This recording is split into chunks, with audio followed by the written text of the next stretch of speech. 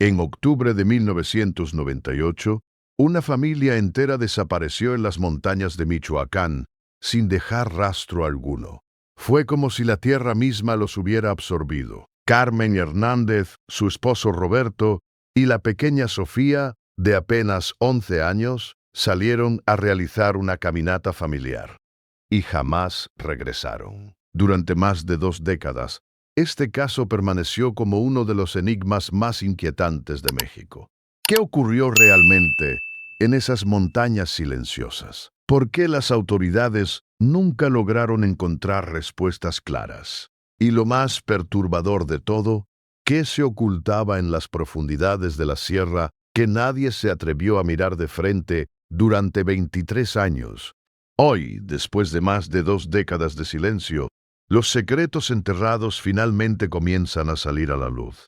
Lo que se descubre no solo es aterrador, sino que cambia para siempre la historia de quienes sobrevivieron para contarlo. Antes de continuar, asegúrate de suscribirte al canal para no perderte más historias como esta. Y dime en los comentarios desde qué país estás viendo este video. En octubre de 1998, la apacible comunidad de Pátzcuaro en Michoacán fue sacudida por una noticia que quedaría grabada en su memoria colectiva. La familia Hernández había desaparecido sin dejar ninguna pista durante una excursión a las montañas de la Sierra Madre Occidental. Carmen Hernández tenía 32 años.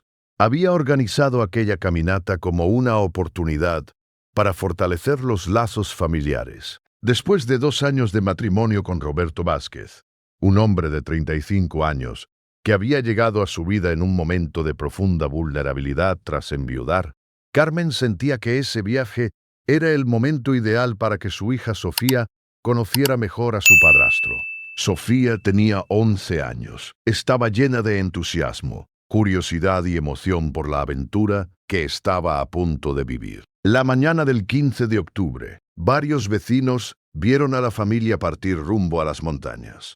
Roberto vestía una chaqueta azul marino, pantalones cargo beige y cargaba una mochila verde oliva que llamaba la atención por su peso demasiado grande para una caminata de un solo día. Carmen llevaba su chaqueta roja favorita, pantalones negros de senderismo y una mochila gris con detalles morados. Sofía, visiblemente emocionada, vestía una camiseta rosa con mangas largas amarillas, shorts claros y llevaba con orgullo una pequeña mochila rosa, como si fuera su primer gran viaje de exploración. El plan parecía sencillo: explorar senderos poco transitados dentro de la reserva natural, acampar una noche y regresar al día siguiente.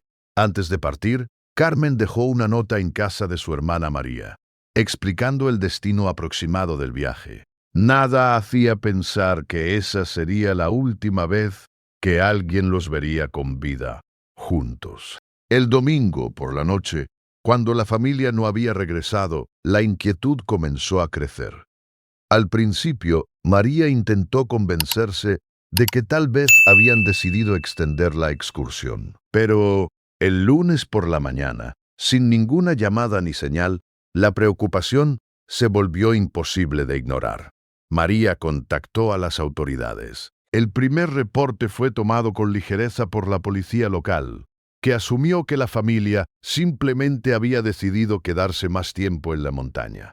Pasaron 3 días. No hubo noticias. No hubo llamadas. No hubo señales. Fue entonces cuando finalmente se organizó una búsqueda oficial.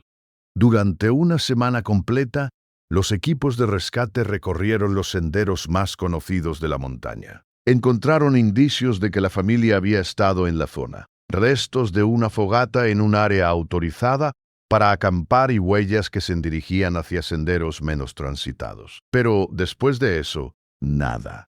Las pistas se desvanecían abruptamente, como si la montaña hubiera decidido borrar toda evidencia de su paso. Mientras tanto, la investigación inicial comenzó a profundizar en la vida de Roberto Vázquez. Había llegado a Pátzcuaro apenas 3 años antes, procedente de Guadalajara. Su pasado era difuso. Tenía pocos contactos en la ciudad. Trabajaba como mecánico en un taller local y había conocido a Carmen cuando ella llevó su automóvil a reparar poco tiempo después de quedar viuda. Nada parecía especialmente sospechoso, al menos al principio. La búsqueda se extendió durante 3 semanas, convirtiéndose en una de las operaciones de rescate más grandes en la historia del estado de Michoacán. Más de 50 voluntarios participaron, incluyendo bomberos, policía estatal y grupos de montañismo. El comandante Miguel Restrepo, a cargo del operativo, se enfrentaba a un terreno extremadamente complicado. Barrancos profundos, cuevas naturales, vegetación densa y lluvias intensas que habían borrado huellas y dificultado el acceso a zonas remotas. Durante la segunda semana, se produjo un hallazgo inquietante. A unos 8 kilómetros del último punto conocido de la familia, los equipos encontraron un campamento improvisado. Había restos de comida enlatada, cenizas recientes y huellas que parecían pertenecer a 3 personas distintas. La esperanza regresó, pero también las preguntas. El campamento parecía haber sido abandonado de forma apresurada. Algunos objetos personales estaban esparcidos, entre ellos un peine que María identificó de inmediato como perteneciente a su hermana Carmen. No había señales de lucha, no había sangre, no había explicaciones. A medida que los días pasaban sin respuestas, la familia de Carmen comenzó a presionar a las autoridades para que ampliaran la búsqueda más allá de los senderos oficiales. María Hernández insistía en algo muy claro. Su hermana no era una excursionista improvisada. Carmen conocía bien la región, sabía orientarse y jamás habría dejado de comunicarse si todo estuviera bien. Para que la familia no regresara, algo grave debía haber ocurrido. Y poco a poco, todas las miradas comenzaron a dirigirse hacia una sola persona, Roberto Vázquez. La investigación reveló que el historial laboral de Roberto en Guadalajara estaba lleno de inconsistencias. Había trabajado en varios talleres mecánicos, pero nunca permanecía demasiado tiempo en ninguno. Algunos de sus antiguos empleadores lo describieron como reservado, distante y extraño. Un excompañero incluso recordó comentarios perturbadores que Roberto hacía sobre la vida familiar y su fascinación por historias de personas que desaparecían en zonas remotas. Aquellos comentarios, que en su momento parecían inofensivos, ahora adquirían un tono inquietante. Otro detalle comenzó a levantar alarmas. En las semanas previas al viaje, Roberto había hecho compras que no coincidían con una simple caminata familiar de fin de semana. Había adquirido equipo adicional de campamento, grandes cantidades de alimentos no perecederos y mapas topográficos extremadamente detallados de la región. Para una excursión de un solo día, aquellos preparativos eran excesivos, demasiado planeados, demasiado meticulosos. A finales de noviembre, las autoridades tomaron una decisión que cambiaría el curso del caso. La búsqueda oficial de la familia Hernández fue suspendida. Los recursos se habían agotado y la conclusión oficial fue que probablemente habían sufrido un accidente en alguna zona inaccesible de la montaña. La decisión desató indignación. María Hernández organizó protestas frente a la presidencia municipal, exigiendo que no se abandonara la investigación. La comunidad de Pátzcuaro se dividió. Algunos apoyaban a la familia, otros creían que era momento de aceptar la tragedia y seguir adelante. El padre Sebastián Morales, párroco de la iglesia local donde Carmen participaba activamente, se convirtió en uno de los mayores defensores de la familia. Organizó cadenas de oración, habló del caso en sus sermones y mantuvo viva la memoria de Carmen y Sofía dentro de la comunidad. Cada domingo, su nombre era pronunciado desde el altar.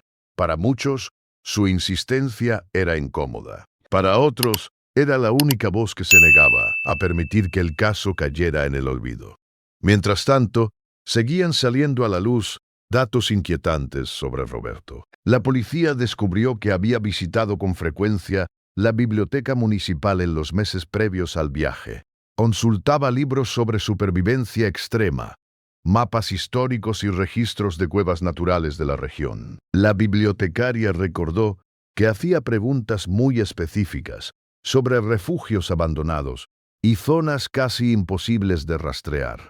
Nada de eso parecía casual. Cuando los investigadores revisaron las cuentas bancarias de la familia, encontraron algo alarmante. Roberto había retirado grandes sumas de dinero en efectivo durante el mes anterior a la desaparición, vaciando prácticamente la cuenta de ahorros que compartía con Carmen. Cuando fue cuestionado antes de la desaparición, había dicho que planeaba comprar un automóvil usado. Nunca hubo evidencia de esa compra. El dinero simplemente se esfumó. María también recordó conversaciones inquietantes con su hermana. Carmen había mencionado que Roberto estaba distante, ausente y salía de casa por largos periodos, sin dar explicaciones claras. En una ocasión, Carmen encontró mapas detallados de la montaña escondidos en el estudio de Roberto, junto con listas escritas a mano que no logró comprender del todo. En ese momento no le dio importancia. Hoy, esas memorias la atormentaban. Con el paso del tiempo, el caso comenzó a llenarse de teorías. Algunos creían que Roberto había planeado desaparecer con su familia para empezar una nueva vida en otro lugar. Otros sospechaban que habían sido víctimas de grupos criminales que operaban en zonas remotas de la sierra. Y también estaban quienes creían que jamás se sabría la verdad. Con los años, el caso fue desapareciendo de los titulares. La vida en Pátzcuaro continuó, pero María Hernández jamás dejó de buscar respuestas. Cada aniversario organizaba una misa conmemorativa y caminatas simbólicas hacia la montaña, como un recordatorio de que su hermana y su sobrina no habían sido olvidadas. Grupos de montañistas locales siguieron buscando pistas de forma esporádica, pero los esfuerzos fueron disminuyendo con el paso del tiempo. La montaña seguía guardando silencio. En 2003, 5 años después de la desaparición, un excursionista reportó haber encontrado restos de tela roja en una zona nunca antes explorada. La noticia reavivó la esperanza. La tela coincidía con la chaqueta de Carmen. Sin embargo, los análisis posteriores demostraron que el material era demasiado nuevo para haber estado expuesto durante 5 años. Una vez más, la esperanza se apagó. En 2005, el comandante Restrepo fue trasladado a otra ciudad. Su reemplazo, la comandante Patricia Salinas, revisó brevemente el caso, pero concluyó que no existían nuevas líneas de investigación viables. El expediente fue clasificado como suspendido indefinidamente y almacenado en los sótanos de la estación de policía. El caso parecía haber llegado a su final, o eso creían todos. Con el paso de los años, comenzaron a circular rumores esporádicos sobre posibles avistamientos de Roberto Vázquez en distintas partes del país. Algunos aseguraban haberlo visto en Tijuana. Otros decían que vivía en Veracruz. Incluso hubo quien juró reconocerlo en mercados rurales de estados del sur. Pero ninguno de estos reportes pudo ser confirmado. Todos terminaron archivados como errores de identidad o simples especulaciones. Aún así, una pregunta seguía rondando en la mente de muchos. ¿Y si Roberto seguía vivo? Para María Hernández, el tiempo no cerró heridas. Ahora, en sus 40, había desarrollado una rutina que se volvió casi un ritual sagrado.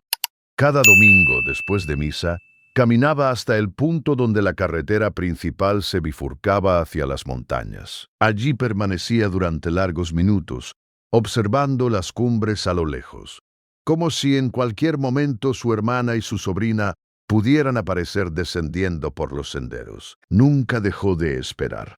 La comunidad de Pátzcuaro también desarrolló sus propias versiones de la historia. Los más optimistas creían que la familia había logrado escapar y comenzar una nueva vida bajo identidades falsas. Los más realistas pensaban que habían muerto en algún accidente y que la montaña jamás devolvería sus cuerpos. Y luego estaban quienes sospechaban algo mucho más oscuro, pero sin pruebas. solo eran murmullos. El 12 de septiembre de 2021, exactamente 23 años después de la desaparición, dos montañistas experimentados decidieron explorar una de las rutas más peligrosas de la región. Sus nombres eran Diego Ramírez y Ana Gutiérrez, miembros del Club de Montañismo de Morelia. Diego, ingeniero de 45 años, llevaba más de 2 décadas recorriendo montañas. Ana, bióloga de 38 años, estudiaba ecosistemas montañosos y conocía bien la zona. Ambos habían escuchado hablar del caso de la familia Hernández. Y, sin saberlo, estaban a punto de reabrir una herida que llevaba más de 2 décadas cerrada. La expedición estaba planeada para durar 5 días. Su objetivo era mapear rutas no oficiales y documentar la flora local en zonas extremadamente remotas. El segundo día, mientras avanzaban por un estrecho sendero de animales que bordeaba un precipicio, Ana notó algo extraño. Algo colgaba entre las ramas altas de un pino centenario. A primera vista, parecía basura, pero ese lugar era demasiado inaccesible para excursionistas comunes. Diego utilizó su equipo de escalada para subir al árbol. Cuando logró alcanzar el objeto, su expresión cambió por completo. No era basura, era una mochila, gris, con detalles morados, dañada por el tiempo, pero inconfundible. Era exactamente igual a la descrita en los reportes policiales de 1998. El interior de la mochila había estado parcialmente protegido de la intemperie por su ubicación elevada. Dentro encontraron una billetera con una identificación oficial. Nombre: Carmen Hernández. También había fotografías familiares deterioradas, pero aún reconocibles. Y lo más inquietante de todo, un cuaderno. Las páginas estaban húmedas, amarillentas, pero aún legibles. Era un diario. Las últimas entradas del cuaderno estaban escritas con letra temblorosa. En ellas, Carmen describía comportamientos extraños de Roberto durante los primeros días del viaje. Hablaba de su insistencia por abandonar los senderos marcados, de su negativa constante a explicar hacia dónde se dirigían, y de una sensación creciente de miedo. Carmen sabía que algo no estaba bien. A unos 200 metros más abajo, en el fondo de un barranco rocoso, Diego y Ana encontraron otro objeto. Un zapato de montaña. Coincidía exactamente con el calzado que Carmen llevaba el día de la desaparición. Estaba parcialmente enterrado bajo capas de hojas y sedimentos acumulados durante décadas. La posición del zapato indicaba una caída desde una gran altura. El descubrimiento fue reportado de inmediato a las autoridades. La comandante Patricia Salinas, ahora con muchos más años de experiencia, se encontró enfrentando el caso más mediático de su carrera. La noticia se difundió rápidamente por todo el país. Después de 23 años, había pruebas. María Hernández recibió la noticia en su casa. Durante más de 2 décadas había vivido con preguntas sin respuesta.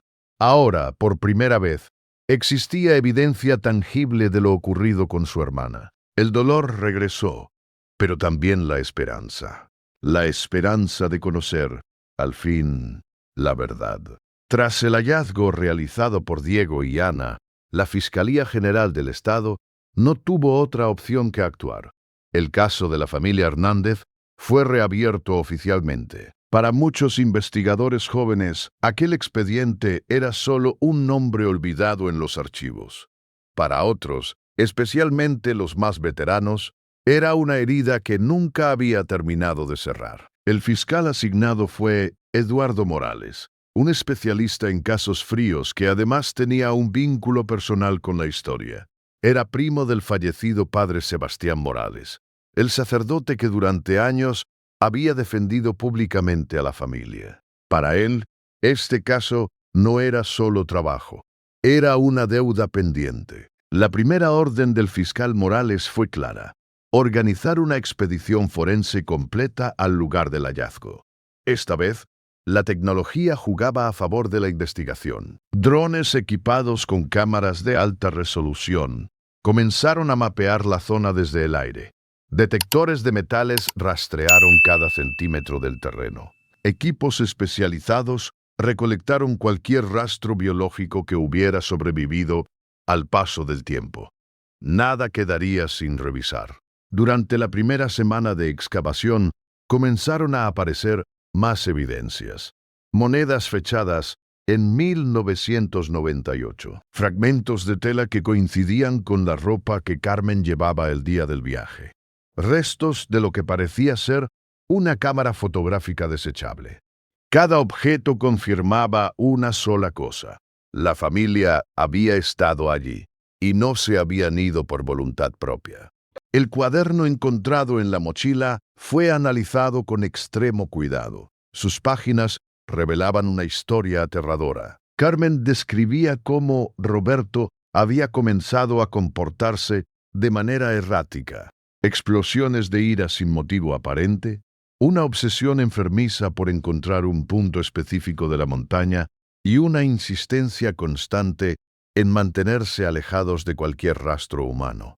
En una entrada fechada el 17 de octubre, Carmen escribió algo que heló la sangre de los investigadores. Roberto exigía que Sofía caminara siempre delante de él, separándola físicamente de su madre. Carmen ya sospechaba que algo no estaba bien, pero estaba atrapada, aislada, sin posibilidad de pedir ayuda. Con esta nueva información, el fiscal Morales ordenó ampliar el radio de búsqueda. Ahora el foco no solo estaba en el barranco. Se desplegaron equipos en un área de más de 5 kilómetros cuadrados, prestando especial atención a cuevas naturales, refugios rocosos y formaciones que pudieran servir como escondites. La pregunta ya no era si había ocurrido un accidente. La pregunta era, ¿qué había planeado realmente Roberto Vázquez? 3 semanas después del hallazgo inicial, Diego Ramírez regresó a la zona como consultor voluntario. Su conocimiento del terreno resultó invaluable. Durante una de las exploraciones, notó algo que había pasado desapercibido durante años. Marcas talladas en la corteza de varios árboles. Eran pequeñas, casi invisibles para alguien sin experiencia, pero seguían un patrón. Las marcas eran flechas y números, parcialmente cubiertos por el crecimiento natural de los árboles. Un análisis especializado confirmó que habían sido talladas aproximadamente en la época de la desaparición. No eran marcas al azar, marcaban una ruta cuidadosamente planeada, que evitaba senderos oficiales y conducía a zonas donde nadie se aventuraba. Eso significaba una sola cosa. Alguien conocía la montaña demasiado bien. El equipo decidió seguir las marcas. A medida que avanzaban, comenzaron a encontrar más señales de actividad humana, fogatas antiguas, vegetación despejada artificialmente y restos de estructuras improvisadas. Todo indicaba presencia prolongada. Pero lo peor estaba por venir. Las marcas finalmente condujeron a una meseta rocosa natural. Estaba completamente oculta por formaciones rocosas, invisible desde cualquier sendero conocido. Ubicada a más de 15 kilómetros del último punto donde se había visto a la familia. Era el lugar perfecto para desaparecer. En la meseta encontraron restos de una estructura que había servido como refugio, áreas de almacenamiento cavadas en la roca y sistemas rudimentarios para recolectar agua de lluvia. Alguien había vivido allí durante mucho tiempo. Entre los restos, los investigadores encontraron algo que los dejó en silencio. Una pequeña mochila rosa, deteriorada, cubierta de polvo y tiempo, pero inconfundible. Era la mochila que Sofía llevaba el día de la excursión. El hallazgo de la mochila rosa transformó por completo la investigación. Ya no quedaban dudas. Sofía había estado allí. Alrededor de la mochila, los investigadores encontraron restos de ropa infantil. y objetos claramente pertenecientes a una niña. El estado de conservación indicaba algo aún más inquietante. No se trataba de un lugar usado solo por unos días. La meseta había sido habitada durante años. El análisis forense del área reveló patrones claros de ocupación prolongada. Había acumulación de desechos orgánicos, zonas de uso repetido y marcas de desgaste que solo pueden producirse con el paso constante del tiempo. Aquello no era un campamento improvisado. Era un refugio, un escondite cuidadosamente planeado para permanecer invisible.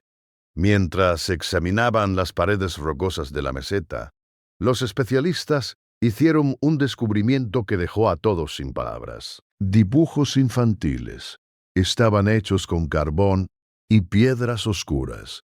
Algunos eran simples figuras humanas.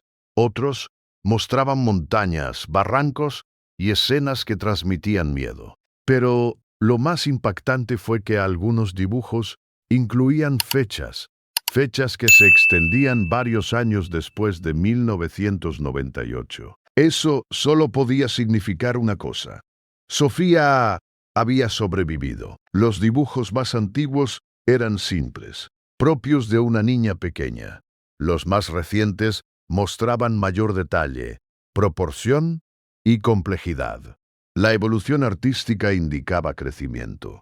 La niña que había llegado allí con 11 años había crecido en cautiverio. Cada trazo era un testimonio silencioso de resistencia. Las pruebas de ADN realizadas en objetos personales encontrados en la meseta confirmaron la presencia de Sofía Hernández. Pero el análisis reveló algo aún más desconcertante. No había señales de una muerte violenta en el lugar.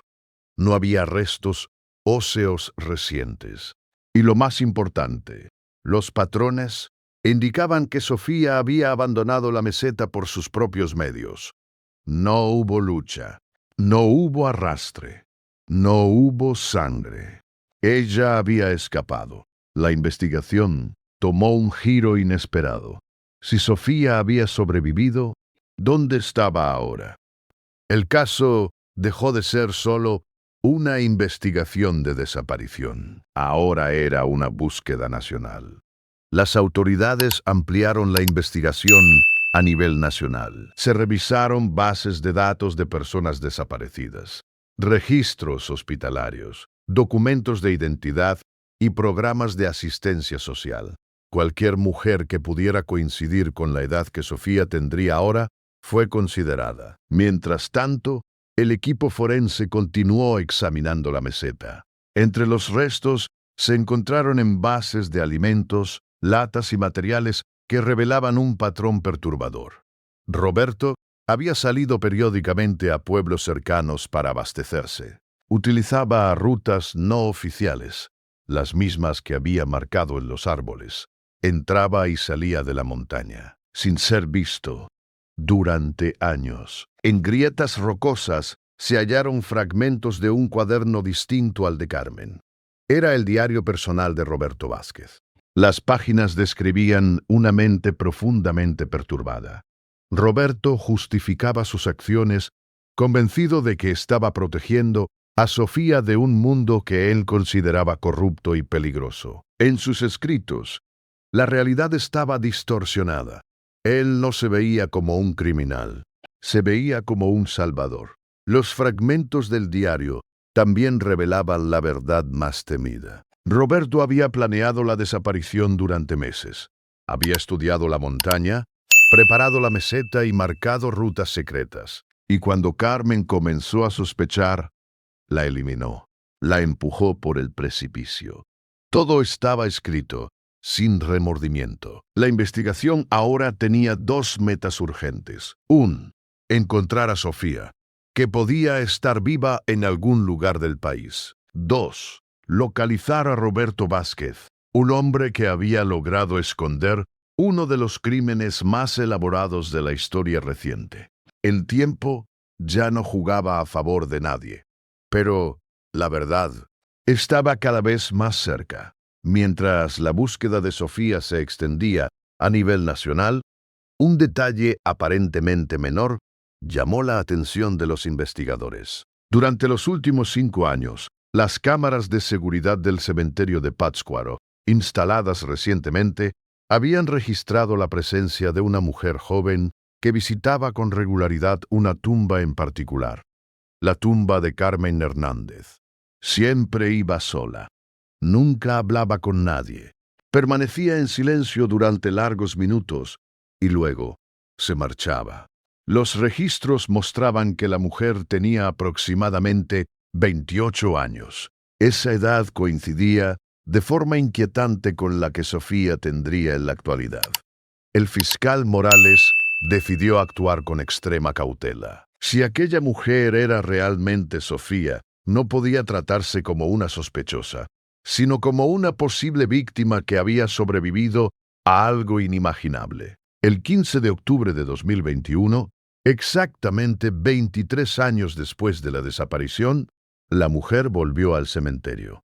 Esta vez, el equipo de investigación estaba preparado, sin cámaras visibles, sin sirenas, sin presión, solo una aproximación humana.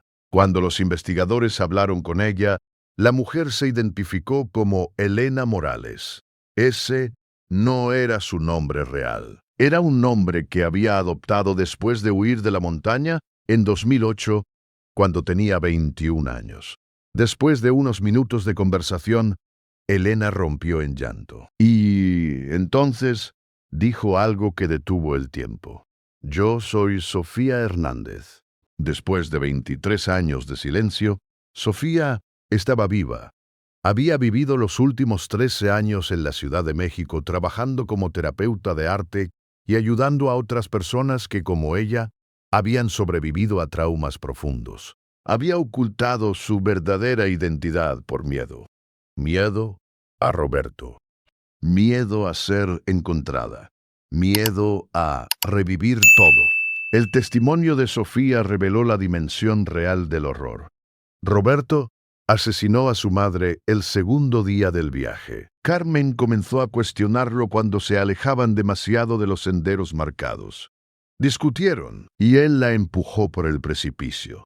Luego le dijo a Sofía que había sido un accidente. Roberto llevó a Sofía a la meseta oculta. Allí vivió en cautiverio durante una década. Utilizó aislamiento, manipulación psicológica y amenazas constantes para mantenerla controlada. Le decía que el mundo exterior era peligroso, que todos estaban muertos, que él era el único que podía protegerla. Con el tiempo, Sofía desarrolló una dependencia psicológica hacia su captor. Sabía que algo estaba mal, pero no sabía cómo escapar. Con los años, Roberto comenzó a cometer errores. Traía libros, materiales, objetos del mundo exterior. Sofía empezó a cuestionar sus historias. Aprendió, pensó, planeó, y un día, durante una de las expediciones de Roberto para conseguir provisiones, tomó una decisión. Huyó. Sofía caminó durante días. Fue ayudada por personas que nunca conocieron su historia completa. Adoptó una nueva identidad y comenzó de cero. Pero nunca olvidó a su madre. Por eso volvía al cementerio, una y otra vez. Antes de terminar su declaración, Sofía reveló algo más. Roberto nunca abandonó la montaña. Siguió moviéndose entre refugios. Siempre escondido, siempre preparado. La información que Sofía proporcionó permitió a las autoridades ubicarlo por primera vez en más de 2 décadas. Con la información proporcionada por Sofía, las autoridades por fin tenían algo que nunca antes habían tenido. Una ubicación probable. Roberto Vázquez seguía en la montaña. Había construido varios refugios a lo largo de los años, moviéndose constantemente para no ser detectado. Conocía cada barranco, cada cueva y cada sendero oculto. Pero esta vez ya no estaba solo contra la montaña. El 3 de noviembre de 2021, un equipo especializado de la Policía Estatal inició un operativo silencioso. Nada de helicópteros visibles, nada de movimientos bruscos. Sabían que Roberto era peligroso, meticuloso y extremadamente cauteloso. Después de horas de rastreo, lo encontraron en una cabaña improvisada, en una zona aún más remota que la meseta. Allí estaba el hombre que había desaparecido durante 23 años. Roberto Vázquez tenía ahora 58 años. Había envejecido, pero su mirada seguía siendo fría, calculadora, vacía. No opuso resistencia cuando fue arrestado. No gritó, no negó nada. Solo observó a los oficiales como si todo aquello fuera inevitable. Durante su detención, Roberto mostró una completa falta de empatía. Insistía en que había salvado a Sofía, que el mundo exterior era peligroso, que él había hecho lo correcto. Para los psicólogos forenses, no hubo dudas.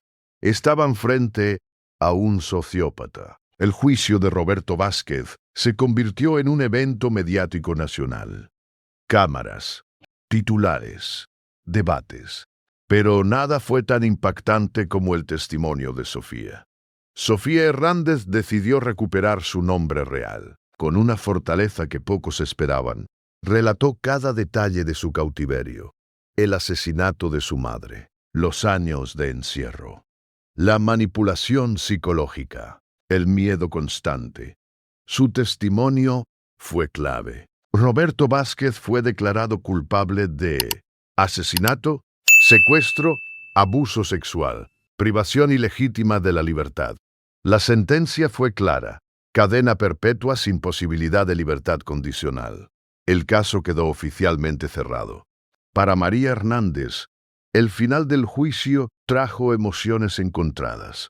El dolor por la pérdida de su hermana jamás desaparecería. Pero saber la verdad y saber que Sofía estaba viva le dio un cierre que había esperado durante más de 2 décadas.